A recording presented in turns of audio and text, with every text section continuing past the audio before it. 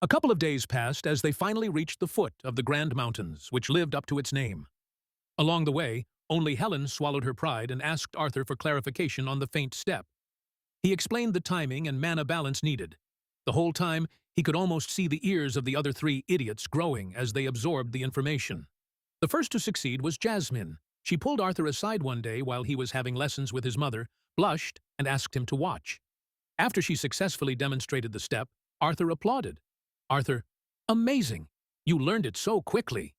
Arthur thought, it's one of the most basic techniques I developed, but I'm not going to tell her that. She responded curtly, Jasmine, it was nothing, but her slight smile and proud twitch showed otherwise.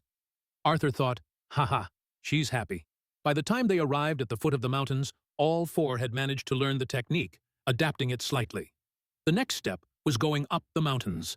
A path wide enough for two carriages circled upwards towards the teleportation gate. The front carriage held Durden, Reynolds, and most luggage. Helen scouted from the top of the second carriage where Arthur rode with Angela and his mother. Adam guarded the rear. Jasmine steered the second carriage, often turning to stare at Arthur. Arthur thought, is she expecting me to show her other techniques? Every time I match her gaze, she quickly turns back. Cuckoo, is she 5? Speaking of age, Arthur turned 4 during the journey. His mother produced a cake, origin and edibility unknown. He smiled, thanked everyone. While most gave hugs or pats, Jasmine surprised him by handing him a short knife. Jasmine, present.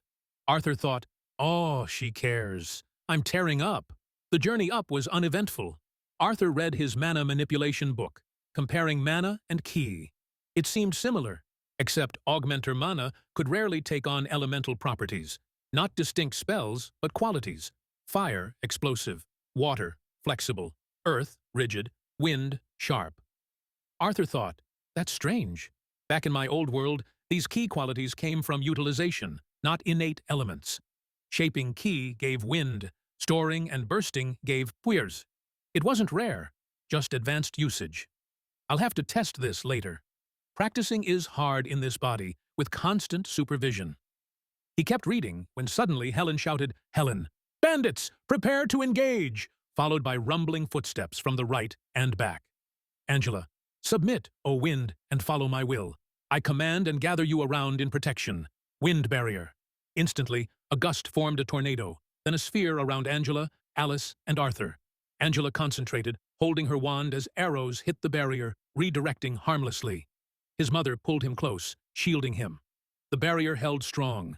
In seconds, the carriage tarp was torn, revealing their situation. They were surrounded.